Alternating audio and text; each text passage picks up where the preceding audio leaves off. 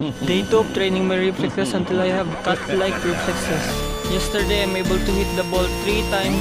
Yesterday I'm able to hit the ball 10 times in a minute, with 3 consecutive hits being the most consecutive hits that I'm able to get.